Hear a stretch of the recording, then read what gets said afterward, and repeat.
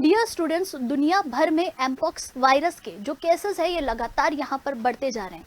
अभी तक 99,000 से ज्यादा केस इस एमपॉक्स के संबंध में आ चुके हैं। तो आइए जानते हैं एमपॉक्स के बारे में, क्या क्या दोबारा यहाँ पर लॉकडाउन लगने की स्थिति आने वाली है और क्या ये एक दूसरा कोविड के समान ही फैलने वाला रोग होगा। तो आइए जानते हैं यहाँ पर एमपॉक्स के बारे में, जिसमें हम बात करेंगे कि जो एमपॉक्स है ये एमपॉक्स क्या है, इसका पूरा नाम क्या होता है, क्या ये विश्व में पहली बार आया है या पहले भी इसके बारे में हमें जानकारियां थी, इसके लक्षण क्या होते हैं, इसका इलाज क्या हो सकता है और इससे बचने के साधन किस प्रकार से रह सकते हैं। तो बात करते हैं एमपॉक्स की। सबसे पहले तो ध्यान रखिएगा कि जो एमपॉक्स है, इस एमपॉक्स का पूरा नाम होता है मंकी पॉक्स वायरस। जी हाँ, इसका पूरा नाम लिख लीजिएगा, इसका पूरा नाम है मंकी पॉक्स वायरस। बात करते हैं इसकी क्रोनोलॉजी की, तो ध्यान रखिएगा कि 1958 में डेनमार्क में जब वैज्ञानिक बंदरों के ऊपर रिसर्च कर रहे थे तो दुनिया में पहली बार इस एमपॉक्स के बारे में जानकारी मिली थी। तो यहाँ पर ध्यान रखना है कि 1958 में डेनमार्क में बंदरों पर जब रिसर्च हुआ तो बंदर की रिसर्च में ये पहली बार सामने आया था। उसके बाद 1970 के आसपास ये अफ्रीका महाद्वीप के पूर्वी इलाकों और मध्य अफ्रीका के भागों में फैल गया था। तो लिख लीजिएगा कि 1970 में अफ्रीका महाद्वीप के पूर्वी इलाकों में ये वायरस देखा गया है।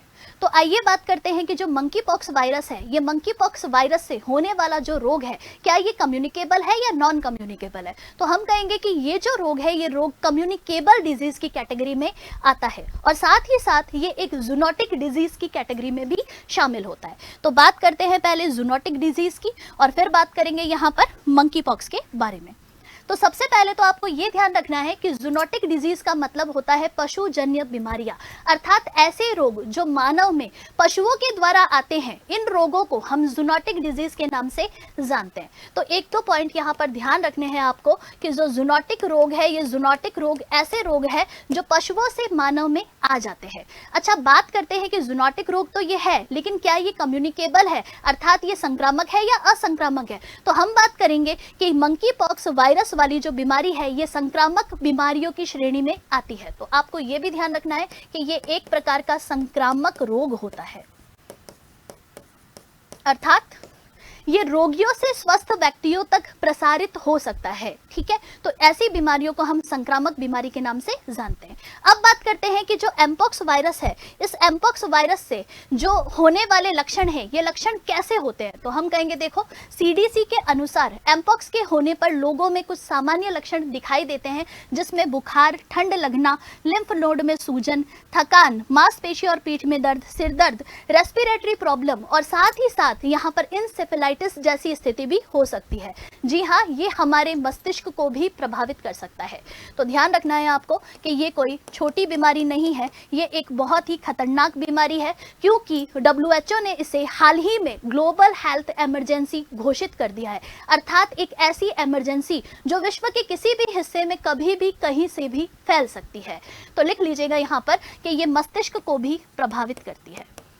साथ ही साथ इसके सामान्य लक्षणों की अगर मैं बात करूं तो जैसे स्मॉल पॉक्स या चेचक में शरीर के ऊपर हमारे दाने बन जाते हैं, फफोले बन जाते हैं, ठीक इसी प्रकार के कुछ लक्षण आपको एमपॉक्स के अंदर दिखाई देते हैं। तो देखिएगा कि इस रोग में त्वचा के ऊपर दाने बन जाते हैं, फफोले आ जाते हैं, तो त्वचा पर फफोले आते हैं।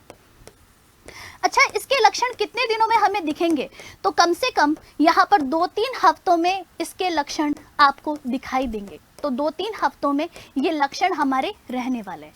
अब बात करते हैं कि क्या मंकी पॉक्स के कारण व्यक्ति की मौत भी हो सकती है। तो जी हाँ, मंकी पॉक्स से मरने वाले जो लोग हैं, इन लोगों का जो प्रतिशत है ये 3% तक रहता है, अर्थात जितने भी लोगों को मंकी पॉक्स हुआ है उसमें से 3% लोग यहाँ पर इसके कारण मर चुके हैं। तो हम कह सकते हैं कि यहाँ पर जो मृत्यु दर है, ये मृत्यु दर 3% तक होती है।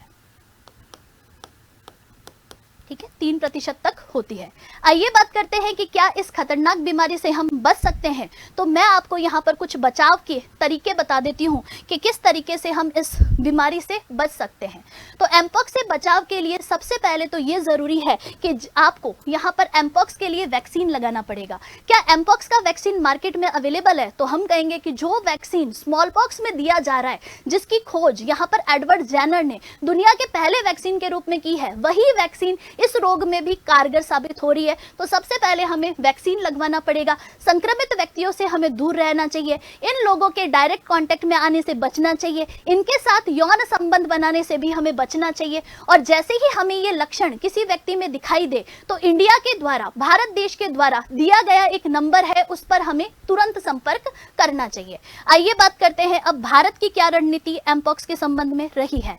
तो जैसे ही WHO ने इसे ग्लोबल हेल्थ इमरजेंसी घोषित किया है, वैसे ही भारत में भी इसके लिए एक एडवाइजरी गाइडलाइन जारी कर दी गई है। वैसे तो भारत में अभी तक इसका कोई भी एक्टिव केस नहीं आया है, लेकिन अभी एशिया के पाकिस्तान में एक व्यक्ति यहाँ पर एमपॉक्स से ग्रसित देखा गया है, जो कि सऊदी अरब से आया है। तो हम कह सकते हैं कि हो सकता है कि हमारे देश में भी ये मंकी पॉक्स जैसा वायरस फैल जाए। तो इसीलिए हमारे देश में एम्स ने पहले ही इसकी एक गाइडलाइन जारी कर दी है। तो एम्स के द्वारा एक कॉम्प्रिहेंसिव एमपॉक्स गाइडलाइन जारी की गई है, जिसमें IDSP प्रोग्राम के तहत एक नंबर है, इस नंबर पर आपको कॉल करना है। नंबर रहेगा 8745011784। यदि आपको अपने अंदर या फिर अपने आसपास के जो व्यक्ति है, इनमें एमपॉक्स वायरस के लक्षण दिखाई दे तो आपको तुरंत इस नंबर पर कांटेक्ट करना है। बाकी अपना ध्यान रखिएगा, सुरक्षित रहिएगा। धन्यवाद।